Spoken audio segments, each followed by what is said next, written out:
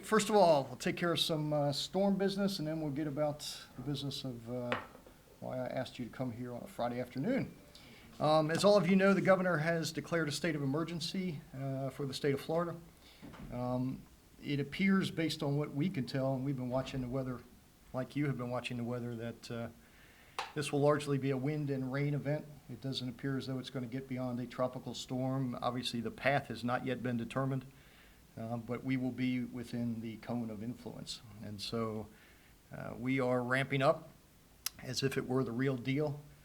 We've been on conference calls this morning as we start to prep for our Emergency Operations Center. It is not activated yet, but we are in a position, and all of our staff have been deployed as if we were. We are, as we speak, offering sandbags for those that would choose to take advantage of that at the very same locations.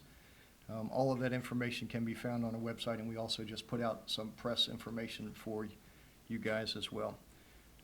We have barricades positioned in the event that we need them. We obviously know where the low-lying areas are, so we have barricades pre-positioned in the event that we have to put them out for the areas that historically have contained standing water. If we do get a lot of rain, the water in the ground is still saturated. So there will be, in the places that normally flood, a lot of standing water if we get a lot of rain. The weather reports have not indicated that it is an extensive amount of rain, but we are prepared in the event that that does occur. So just as always, we appreciate you guys putting out the information. We will be very, very aggressive on social media. As we were the last time, on Twitter and Facebook. For those of you who want to follow us, you can follow us on Alert Tampa. We will be putting out as much information as we can, as timely as we possibly can. All of our folks here at the city, whether it's fire, police, public works, are all engaged to push out that information as quickly as we possibly can. So all of that being said, let's pray for the best. But we will absolutely be prepared if we need to be. The other topic that I've asked you to come here today is a topic that has been in the press not only around the country, but here in the Tampa Bay area as well. Obviously, 21st century policing is very different than it has been historically, and there is a dynamic in the country. I would not say that it is unique to Tampa, but certainly around the country there is an ongoing discussion about 21st century policing and ways in which the police and the community can work better together. The President's 21st century policing plan has made a number of recommendations. It obviously has been the subject of discussion here in the Tampa area, including across the street at the City Council. We are a city and we are an agency at the Tampa Police Department that treasures transparency. We have no problem with that. This is one of the best police departments in America. And I would put this department up against any department across this country, a department that has reduced crime over 60% in the last 10 years. We have tens of thousands of people in this community who have not been victims as a result of the amazing job of the Tampa Police Department. But we also recognize that we can always do better. We also recognize that as an agency and as a community, we can always communicate better. We can talk more frequently. We can change our strategies. We can change our tactics. We can adapt to the times. We can be more forthcoming as a government, and that is true from top to bottom. And we recognize that.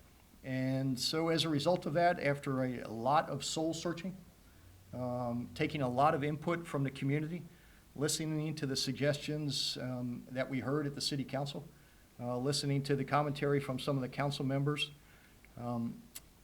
doing what is best for Tampa. Not Ferguson, not Baltimore, not Cleveland, not any city, but the city of Tampa. And trying to create a process that does justice to the community, does justice to the citizens that we police, and that does justice to the men and women who put on Kevlar vests every day for us, the men and women of the Tampa Police Department. I will not compromise on that. And we are not going to create an environment that does an injustice to any of those folks.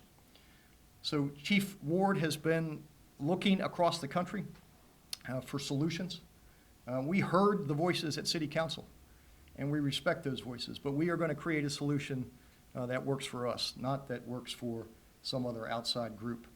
And so today, I have signed an executive order creating the Tampa Citizens Review Committee. I signed that order this afternoon. The charter is very, very, very clear on who has the authority to do that. And that authority is vested in the charter resides in the office of the mayor. Pure and simple. That theory has been upheld by probably half a dozen city attorneys that I have worked with. It is unequivocal, and it is my job. And so I signed that executive order today, creating this Citizens Review Committee. The basis for it, as was suggested by the chairman of the City Council, Frank Reddick, when he said to us at the administration that all you need to do is go look across the bay at what has worked in St. Petersburg. Now, we've looked all over the country. We have looked at models from San Francisco to St. Petersburg. And we found that the model in St. Petersburg is probably more appropriate, more applicable to the environment that we find ourselves in here in Tampa. And so we took the chairman up on his suggestion. The bulk of what Chief Ward will talk to you about was modeled after the city of St. Petersburg's model. It has worked for them. It is an 11-member Citizens Review Board. There will be 9 regular members and 2 alternates, 7 of which will be appointed by me, 2 of which will be appointed by the majority vote of the Tampa City Council. It is a model that I think works for St. Petersburg. I think it will work for us as well, and it is in the best interest of the people that we serve in this community. And so I'm going to let Chief Ward talk about the nuances of this particular Citizens Advisory Committee. We hope to have this up and running by December. I think with the right people, and that's important. I certainly, from my perspective, are not going to appoint people who have an agenda, people who are aspiring for political office, people who hate the police. This is not going to work if that's the type of members that we have. We need serious people who are about to engage in serious work and be an advisory panel for this community and for this department to help us be better and to help us be more transparent. We recognize we can improve. Any agency in America can improve, and we strive every day to do that, and I think with this citizen input that will be something that I think will work for this community. As I said, I signed it today. It is in effect now, and we are prepared to move forward with a new chapter in the Tampa Police Department relationship with the community, a chapter based on openness, a chapter based on mutual trust, and most importantly, a chapter based not on personal gain, but based on what's good for the community moving forward. So I'm going to turn it over to Chief Ward and let him go through the details. Thank you, Mayor. You know, our goal in moving forward is to strengthen our relationship with the community. Creating a Citizens Review Board is just one piece of the puzzle. I think it promotes transparency. It'll be good for our agency as well as the community. As the Mayor mentioned earlier, the board will consist of 11 members, 2 appointed by City Council, 7 appointed by him with additional 2 alternates. There will be a TPD coordinator, which is our captain assigned Internal Affairs Bureau. His goal is not as a member of the board, but strictly administratively. You know, the cases that the board will review will be presented by him. After the explanation, he'll leave that room and that board will convene and start their process.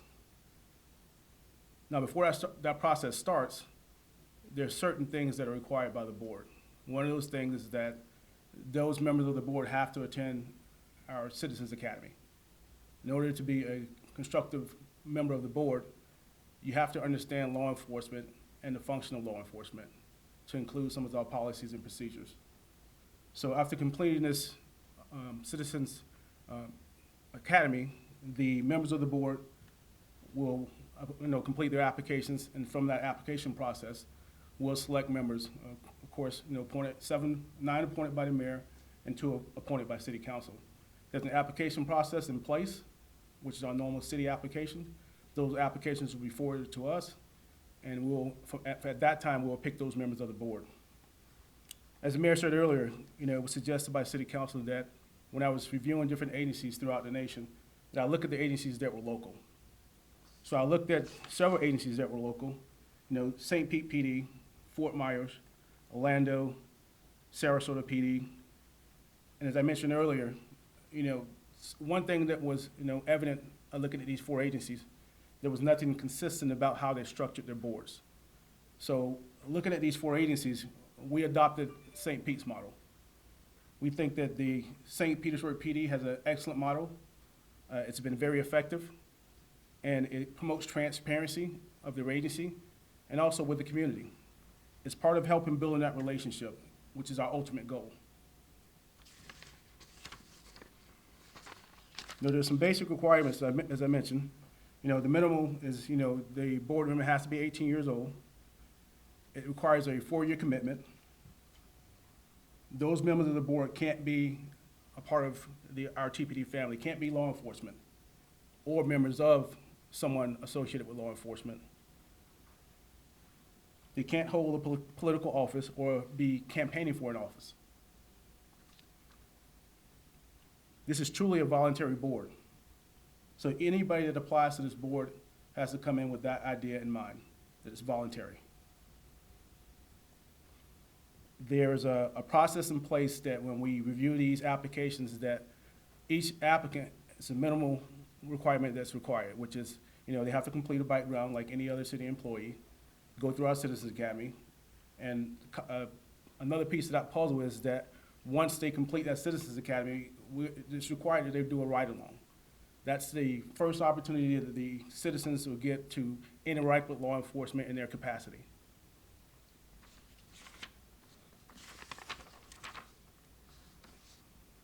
The ultimate goal is to get this board up and running by December 1st. That's our primary goal. So the sooner we get the applications in, the sooner we can start this process. That's the ultimate goal, which I think will help promote that transparency that everyone in our community deserves, as well as law enforcement. Like I say, it's not only a benefit to law enforcement, but our community as well. At this time, I'll take any questions. Will this board have subpoena power? No. Each board that I looked at, the local boards, which was recommended, none of those boards have subpoena power. And hey, Mitch, all of you know Julia Mandel. There are two things that I want Julia to talk about. One is something that affects how we create these boards, and that's the Police Officers' Bill of Rights, which is a state law. That has a direct impact on how these boards are structured, because there is a process in place that language speaks to, that law speaks to, that precludes some of the things that in other jurisdictions they are allowed to do. So Julia, talk a little bit about Police Officers' Bill of Rights. Sure. Good afternoon. The Police Officers' Bill of Rights is Florida statute provisions related to investigations of police officers that could result in some kind of disciplinary action. And it very specifically describes that process. It needs to be an internal process. It needs to be confidential. And that entire process, during the time it's going on, any documents that are part of it are not subject to public records law. None of the boards that you see that have been created in the state of Florida are created without that in mind. And so that process always has to be gone through before you could ever move into a citizen review board, because you don't have documents or the opportunity to have a more transparent review. And I think it is important to note that review process in Florida statutes isn't just for internal complaints. If a citizen has a complaint and there is expected or a wish to have some level of disciplinary action against a police officer, that is the process that you have to go through. It is the only way in which that will occur. And all cities are preempted from doing something different from that. Chief, speak to the types of cases that the board will hear or look at. Well, the types of cases that this board will look at or review are cases of use of force, some of those things that involve pursuits, as well as anything of public interest, anything that is of interest to the community or myself. So if there's something that I'm interested in, as well as the community, they can request to review those type cases. Like you said, because of the Bill of Rights, those are cases to review after the investigation is completed. You mentioned a lot of smaller departments around having these advisory boards. Why wasn't there something already like this here in Tampa? St. Pete has one, Fort Myers, Orlando. Well, each agency, I believe each agency is different, and each scenario is different. We've been compared to, events that are happening in Ferguson. We're no Ferguson. So, in light of everything that's going on in the nation, we think it's a great move. It's time. It's time to create this board so we can move forward. Many of the cities that have had boards for a while have been required to do it under a consent decree by the Justice Department. That would be an indication that they had had issues prior, and the Justice Department came in and said, you need to do this. This community, I can tell you, having been doing this for 25, 27 years, is a long way from a lot of these other cities that we're reading about now. When I was the young assistant to the mayor in 1987 and 1988, and he was a young patrolman, I lived through the disturbances in College Hill and East Tampa that resulted from bad interaction between the police and the department. I was out there in the middle of the rocks and the bottles. And I swore, and Sandy Friedman, who was the mayor, swore that we would never let that happen again in the cities. And so we spent 25 years, and each mayor that followed Sandy has built on that. And the chiefs that followed the chief at the time has built that foundation where that community relationship between particularly communities of color and the Tampa Police Department, we work on that relationship every day. And so this isn't something new for us. This may be a new chapter, but that work began 25 years ago and has never stopped. So we are, just like we called the Justice Department in to look at our practices, we are doing this of our own volition, not because someone is telling us to do it. You guys mentioned about Baltimore and the other cities, but since the Tampa Bay Times story broke in April, it's kind of unleashed a lot of thoughts and opinions. Some of them expressed in that city council meeting a couple weeks ago. I'd like to hear both men, your thoughts about hearing from the community, whether it was at that, I don't know if you were at the Justice Department hearing, but just the city council meeting, and the thoughts of people, why they really want to have this board now. Well, anytime there's a concern in the community, it concerns me. So I think the Justice Department review is a great thing. I'm looking forward to the recommendations on the end. Anything that can improve our agency, I'm looking forward to it. It can only make us better. I think that we're doing everything right, but there's always room to grow.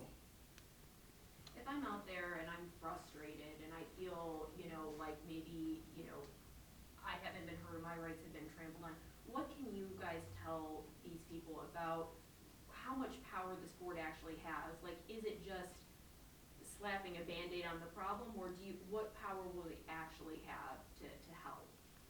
Well, I think with this process, what people will realize is that, one, we have a very intensive internal affairs process in place. So I think the board members will realize once they start reviewing these cases, the great detail that we go to come to a rational conclusion to the investigation. So I think that the public should be aware of and feel comfortable with not only our investigations, but the findings of this review board. I think that any recommendations that the review board makes are something that I will consider.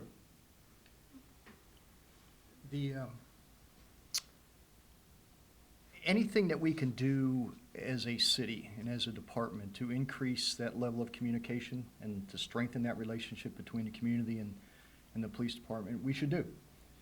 I would tell you in no uncertain terms that I think this is a great police department that does amazing work. In many of those high-crime neighborhoods, crime literally is down 60%. So it's the people that are most vulnerable that have benefited most from this police department. But we can always improve. And I'm not adverse to doing that. I think it's the right thing to do. I think it will send a signal to the good folks out there that are just trying every day to get through life, that this department is open, it's transparent. When we make mistakes, we admit them. If we have bad cops, we get rid of them. Our officers that do the right thing don't want a bad cop next to them any more than I do. And so, this is not going to please everyone, There will be some folks out there who will hoot and holler and say it's not enough. There are some folks out there who would like to run the police department themselves. That's not happening. But I think this is the best solution for this city that we could come up with. I guess like, so they're not obligated to, you're not obligated in any way to follow these recommendations, but they're acting more as like a communications vehicle to the community, like a liaison. I guess, I'm trying to just put it into perspective for people. Well, it's that, but it's also civilians taking a look at police department practices, police department cases, chief's decisions, policies, and saying to me and to the chief, have you looked at it this way?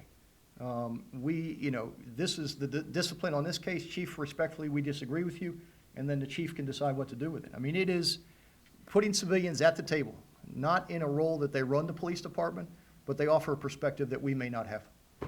Paul, you started to say something? Basically, they make the recommendation, and then you guys still decide the final. Yes, that would be correct. So, Chief, it sounds like you can bring a matter to the board's attention, ask it to review this. How else do cases, incidents, policies, or practices get put on their agenda? Well, if it's something that's of public concern, that's one of the ways. It's brought to my attention, and that's the time that I'll look at those cases and bring them to the board. A lot of times, when we talk about recommendations, it's not always a recommendation on the discipline. It could be something that they see that I don't see with a fresh set of eyes as far as policy change. It could be something in the policy that they see that I didn't see that needs to be changed. So I'm looking forward to those recommendations. The board, though, itself decides what it's going to look at, or is there someone with the police department who actually brings matters, is kind of a gatekeeper for these? Well, cases of use of force, Mhm. Police pursuits, Mhm. some of it's gonna be district discipline. It's a gamut of things. And as the board puts their structure together, they'll come to me with suggestions on what they need to see. Not only cases, but it could be policies. And I think it goes without saying, I would hope, that the makeup of this committee will absolutely reflect the amazing diversity in this city. I mean, I want all voices at the table. I want all communities at the table. I want all races at the table. This will be a committee that will speak literally and figuratively for the aspirations of the city and the challenges that we face. And like the Justice Department, we are open to improvement, and we are hoping that this will give us and the community a voice. Mayor, how did you weigh up how many appointees to give the city council versus yourself? Well, by law, I didn't have to give them any. But I thought they should be at the table. They have been vocal about this, and I think their voices should be heard as well through their two appointees. So we wanted a committee that was manageable. We wanted to make sure that we had enough people that if folks missed it, that the alternates could attend. And this seemed like a good number. Yeah, You also have control of the alternates, so it'll be 9 actually instead of 7 if you want. I do. Yeah. Any thoughts at all of having the community have like one representative that they could ever bring forward? Well, the city council has the opportunity to make that choice, as do I. I mean, I could pick a member of, of the community, as you call it. My responsibility is to the broader community, not to the loudest members of the community. So, we're going to make sure that this commission and this panel reflects the concerns of everyday folks, not special interests. On either side, Mitch. All right. Do you anticipate that the panel is going to include city employees, law enforcement officers, No. retired law enforcement officers? Certainly, as it's written, and Eric can talk this, current law enforcement officers are prohibited. As that's according to the order you signed? Yes, Okay. yes. Current are, okay. Yeah. All right, if everyone else is done, stay dry, everybody. If you see standing water, don't drive into it. I was gonna say, you want us to drive right into it. No. Drive right into it. Then I'd have to come and rescue you. Yeah, right into it, use taxpayer money, and then call the fire department out for the rest. Yeah, or get the helicopter to shoot your video, right? Thanks, everybody. Good to see you. Have a good weekend.